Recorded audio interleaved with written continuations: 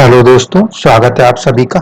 आज हम जो चर्चा कर रहे हैं, आज तृतीय तिथि से लेकर कृष्ण पक्ष की जो 14वीं तिथि होती है वहां तक पूरी चर्चा करेंगे। आप इस बात का ध्यान रखिएगा कि धनु लगन के अंदर सूर्य भी आपके पहले भाव धनु राशि में बैठे हों।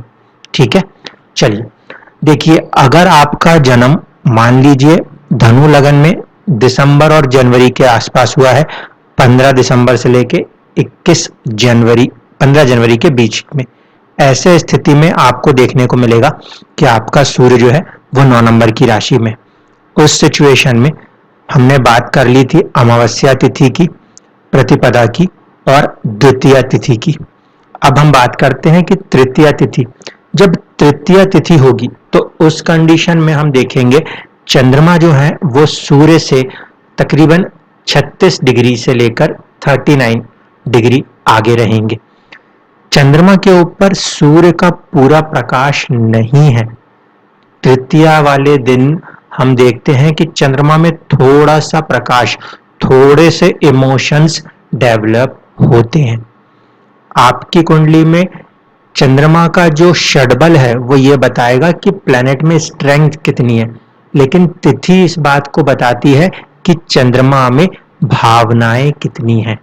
ठीक है, ऐसे कंडीशन में जब चंद्रमा के पास भावनाएं, क्योंकि वो तो मन का कारक ग्रह है, जब उसके पास भावनाएं नहीं होती तो उसको हम थोड़ा सा अशुभ चंद्रमा पढ़ते हैं। ठीक है, तो तृतीया और चतुर्थी ये दोनों ही जो हैं शुक्ल पक्ष की, इसमें चंद्रमा को हम बहुत शुभ फलदायी नहीं मानते।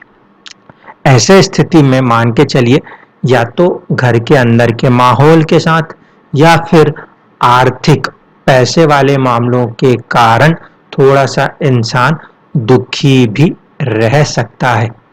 अपने आप को वो कनेक्ट करने की कोशिश जरूर करेंगे, लेकिन क्योंकि चंद्रमा वहां पे इमोशंस को उस लेवल पे डेवलप नहीं कर पा रहा, इसीलिए थोड़ी सी परेशानियां आपको परिवार के साथ या फिर जो संचित धन है उसके साथ देखने को मिल सकती है, यदि आपका जन्म तृतीय या फिर चतुर्थी तिथि में हुआ है शुक्ल पक्ष की।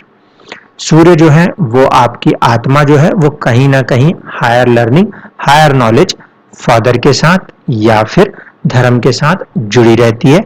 मन जो है वो अपने आप को धन के साथ, क्योंकि सेकंड हाउस के चंद्रमा को मोस्टली मनी के लिए अच्छा माना जाता है, लेकिन यहाँ पे मनी देने में वो इमोशंस को पीछे रखकर काम कर सकता है।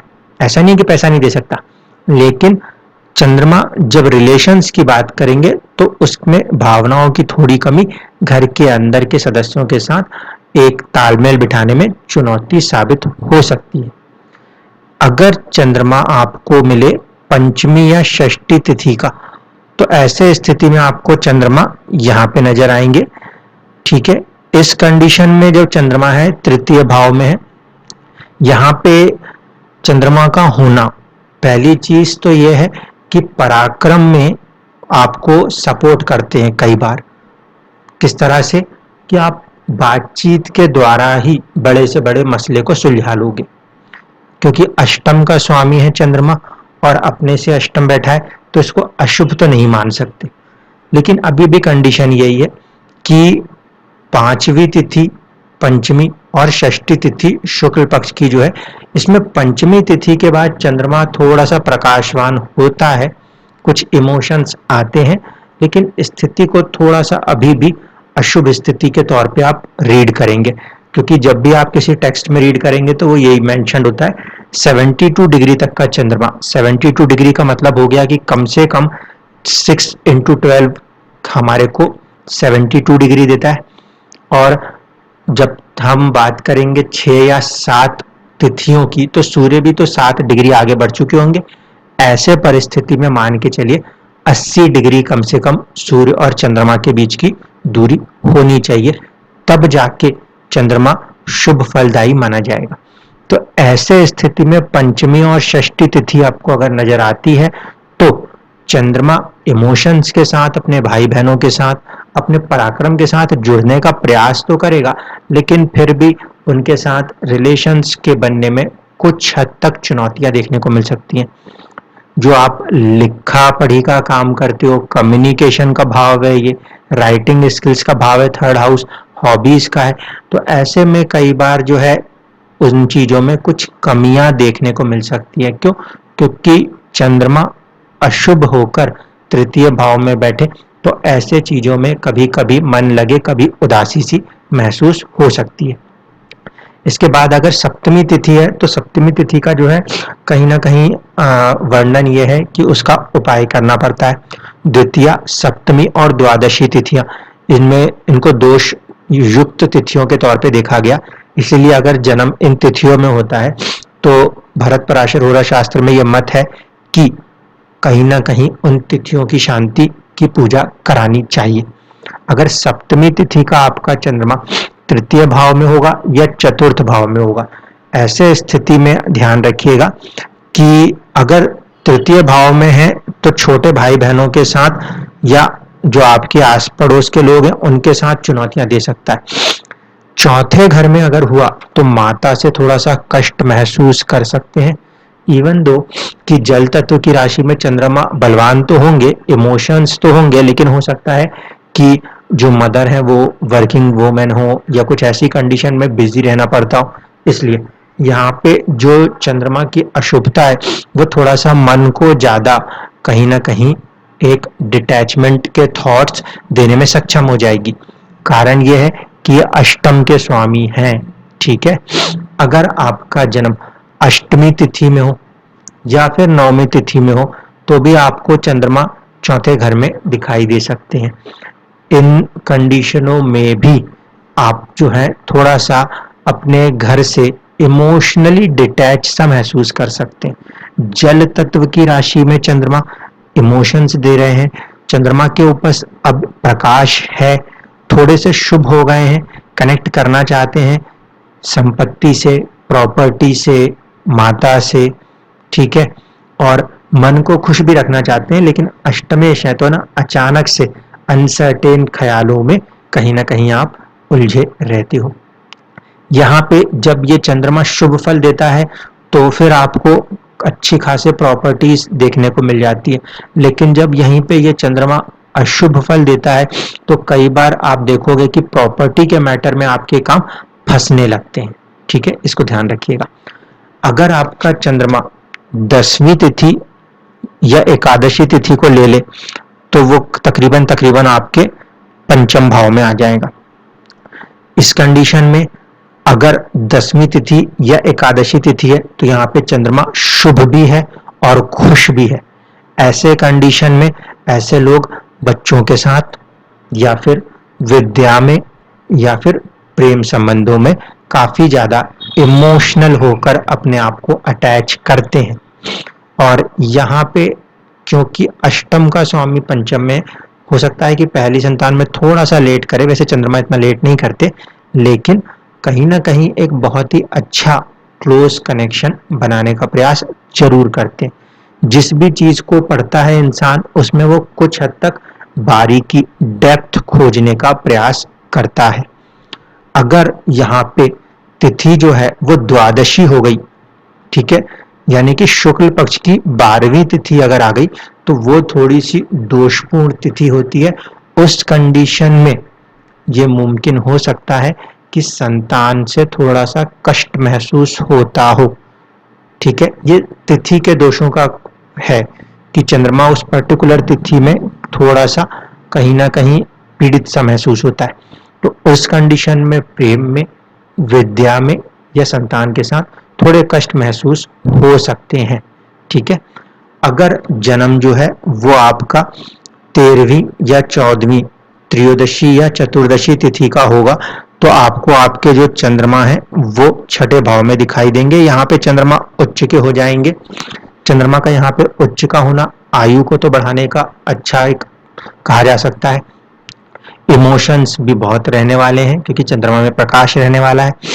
इस स्थिति में कभी कभी लड़ाई झगड़ों की स्थितियां बन सकती हैं, यहाँ पे सतर्क रहना जरूरी है। ठीक है, दूसरी चीज है कि कंपटीशन का वो एक हाउस है और वहां पे मन का जाके बहुत ही ज्यादा खुश होना या इमोशनल होना, ये इतना अच्छा नहीं कह सकते। मतलब आप सामने वाले से लड़ना जहाँ जरूरी है वहां पे आप उससे प्रेम से बात कर सकते हो, डिप्लोमेसी कर सकते हो, ये प्लस पॉइंट है। लेकिन कंपटीशन में किसी और को आप आगे बढ़ जाने दो अपने इमोशंस के कारण, ये थोड़ा सा एक चुनौतीपूर्ण बात कही जा सकती है। हाँ, किसी भी सर्विस में, क्योंकि छठा भाव जॉब का भी है, तो उसके अंदर वो आपको जरूर सपोर्ट करता है। इंसान का मन जो है काम करने में काफी लगा रहता है। अगर हमें ये चीज मिले पूर्णिमा की तिथि, तो चंद्रमा यहाँ पे तो पूरी तरीके से इमोशंस से भरे हुए हैं, ठीक है, षडबल उनकी स्ट्रेंथ बता देगा। लेकिन यहाँ पे पूर्णिमा का जो चांद होगा उसमें आप पूरी ऊर्जा देखोगे, पूरे इमोशंस देखोगे। ऐसे लोग जो हैं वो अपने पार्टनर्स के साथ, हस्बैंड वाइफ भी हो सकते हैं, या अगर हम बात करें किसी तरीके के बिजनेस पार्टनरशिप की, तो उसके अंदर भी इंसान पूरे इमोशंस के साथ, ठीक है, कनेक्ट होके काम करना चाहता है। और ऐसा चंद्रमा जो है, क्योंकि ये 7वां भाव है जो बाहरी दुनिया को दर्शाता है, तो ऐसे लोग पब्लिक फिगर्स के रूप में इमोशनल टच के साथ बहुत अच्छा कार्य कर सकते हैं।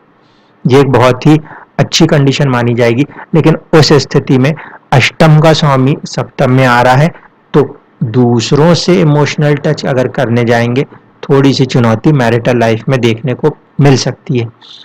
ऐसे लोग अपने पार्टनर्स को लेकर भी बहुत ज्यादा इमोशनल पाए जाते हैं, ठीक है। तो इस चीज को यहाँ पे हमें ध्यान रखना पड़ता है कि इमोशंस में आकर पार्टनरशिप उतरना कहीं बिजनेस में रिस्क ना दे दे। यहाँ पर और 2 तिथियां जो बन सकती हैं वो बन सकती हैं अब कृष्ण पक्ष की प्रतिपदा या द्वितीय तिथि। प्रतिपदा भी है तो कोई इतनी बुरी नहीं है, प्रतिपदा के अंदर भी आप फुल ऑफ इमोशंस हो, इमोशंस के साथ कनेक्ट हो रहे हो, अपने पार्टनर्स के साथ, अपने दोस्तों के साथ भी कह सकते हैं। लेकिन अगर द्वितीय तिथि है तो द्वितीय तिथि फिर दोष वाली तिथि है। ऐसे सिचुएशन में जो आपकी मैरिज लाइफ है उसके अंदर आप अपने आप को इमोशनल पॉइंट पे थोड़ा सा डिस्टर्ब महसूस कर सकते हैं, ठीक। इसके बाद बात करें कि तृतीया चतुर्थी वाली तिथियां आपको देखने को मिल सकती हैं। अब ये चंद्रमा अपनी ही राशि में आ जाएगा, काफी इमोशनल हो जाएगा। ऐसे लोग अपने जो फैमिली मेंबर्स कहूं या ससुराल पक्ष के लोग हैं उनके साथ बहुत ज्यादा इमोशनल होकर जुड़ने का प्रयास करते हैं। अष्टम भाव में चंद्रमा का इमोशनल होना थोड़ा सा एक और चुनौती देता है, क्योंकि आयु का भाव है। यहाँ पे जब इनको एक डिटैचमेंट या एक चुनौती महसूस होती है तो फिर ये कई बार एक डिप्रेशन को भी डेवलप कर जाता है। इस बात को ध्यान दीजिएगा कि चंद्रमा 4 नंबर की राशि में वैसे भी इमोशनल। दूसरा है कि चंद्रमा जो है वो कृष्ण पक्ष की तिथि में, जो कि शुरुआती तिथियां हैं, उसमें उसके पास काफी रोशनी है, रिफ्लेक्शन करने के लिए बहुत सारी लाइट है। इसका मतलब बहुत ज्यादा इमोशंस है। ऐसे लोग हाईली इमोशनल होते हैं, पार्टनर्स के साथ साथ तो है ही, साथ साथ उनके फैमिली मेंबर्स के साथ भी, ठीक है। ऐसे कंडीशन में इन लोगों को बहुत ही ज्यादा एक संभावना रहती है, क्योंकि चंद्रमा छोटी छोटी बातों को लेकर अपने मन में ठेस महसूस कर सकता है। ऐसे लोगों के साथ थोड़ा सा केयरिंग नेचर में जाके बात करें तो ऐसे लोग अब बहुत जल्दी किसी के साथ अटैच होते हैं, खुश होते हैं। हाँ, ये क्योंकि अष्टम भाव है, तो ऐसे में अगर इंसान किसी रिसर्च के काम में उतरना चाहे तो ये चंद्रमा मन वहां पे पूरा लगा के उनसे काम करवा सकता है, ठीक है। अब बात करें कि आपका जन्म कृष्ण पक्ष की पंचमी तिथि में हो, पंचमी तिथि में होगा तो आप जो है ऑलमोस्ट मान के चलिए कि कहीं ना कहीं एक अच्छी पोजीशन में रहेंगे, क्योंकि सूर्य से जब हम देखेंगे तो अब 72 डिग्री यह आखिरी तिथि है कृष्ण पक्ष में जहां पे कि चंद्रमा अति शुभ फल देने के लिए बैठता है। अगर पंचमी तिथि का चंद्रमा है और नवम भाव में आ गया तो ऐसे कंडीशन में नवम भाव यानी कि भाग्य के बहुत अच्छे फल देने का प्रयास करेगा अष्टमेश होने के बाद भी। अगर पंचमी तिथि का है और अष्टम में आया तो आपको धन जो है क्योंकि ये एंसेस्ट्रल प्रॉपर्टी है, जायदाद है, उसको देने का प्रयास करता है। और अगर नवम में भी आया तो किस्मत से उस चीज को देने का प्रयास करता है। जो हायर लर्निंग से, हायर नॉलेजेस है, उसके तरफ मन जो है वो काफी लगा हुआ दिखाई देता है। अगर इसी भाव में षष्ठी तिथि का चंद्रमा पड़ गया तो फिर भाग्य में कई बार आप महसूस करोगे कि रुकावटें आती हुई दिखाई देंगी, क्योंकि कृष्ण पक्ष में जब षष्ठी तिथि के बाद चंद्रमा देखेंगे तो वो कहीं ना कहीं एक कमजोर या थोड़ा सा अशुभ चंद्रमा के तौर पे देखा जाता है। तो ऐसे स्थिति में पूजा पाठ में मन लगने में दिक्कत, कई बार नौवा भाव पिता का है, उनके साथ भी मन में कुछ ना कुछ एक नेगेटिव थॉट बनाने वाला काम यहाँ पे कर सकता है चंद्रमा। ये सारी कंडीशन आपको ध्यान रखना है कि सूर्य लगन में 9 नंबर की राशि में है तब ही बात हो रही है, किसी दूसरे भाव में आपका सूर्य है तब नहीं। ठीक, अब अगर सप्तमी तिथि है तो फिर वह दोषपूर्ण तिथि है, वहां पर भी भाव के अंदर कुछ परेशानियां महसूस हो सकती हैं, इसीलिए सप्तमी तिथि होगी तो उसमें भी उपाय लगाने पड़ते हैं। अष्टमी, नौवीं और 10वीं तिथि के आसपास जो है वो चंद्रमा आपको 10वें भाव में मिलेंगे, लेकिन चंद्रमा यहाँ पे क्या है कि इमोशंस उसमें कम हो रहे हैं। अब इसको दो तरीके से समझा जा सकता है। अगर इमोशंस कम हो रहे हैं तो इंसान काफी कठोर कार्यों को करने में सक्षम होगा। ठीक है, जहां पे हम कहते हैं कि रुथलेस होकर कार्य करना हो तो ऐसे कार्यों के लिए यहाँ पे चंद्रमा अच्छा माना जा सकता है।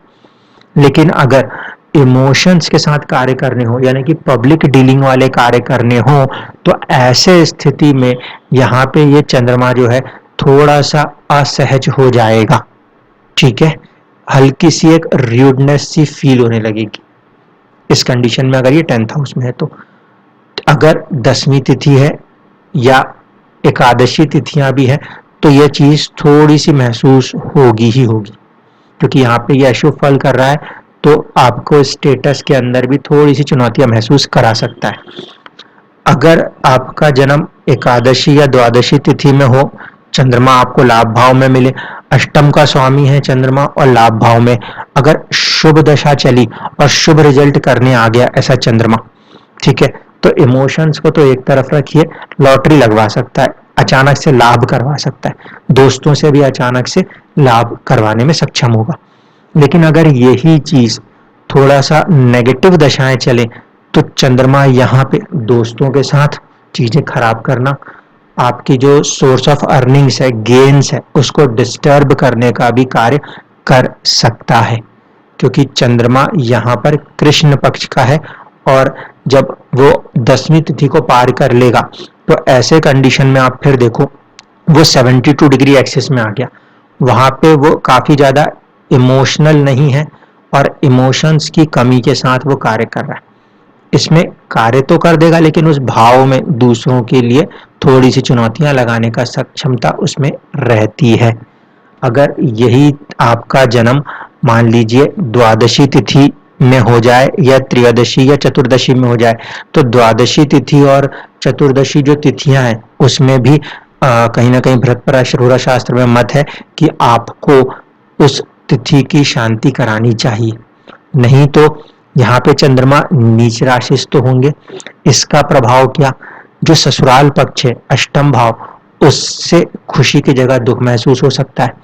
आप जो है इमोशनल टच को डेवलप करने के बजाय यहाँ पे चंद्रमा क्योंकि इमोशंस नहीं दे रहा, तो फिर आप आउट ऑफ इंडिया विदेश में अच्छा काम कर सकते हो, हॉस्पिटल्स में आप अच्छा काम कर सकते हो, क्योंकि जहाँ पे ऐसे कुछ काम आते हो, इमोशंस कम हो, कार्य ज्यादा हो, वो चीजों के लिए ये बहुत अच्छी कंडीशन मानी जाएगी।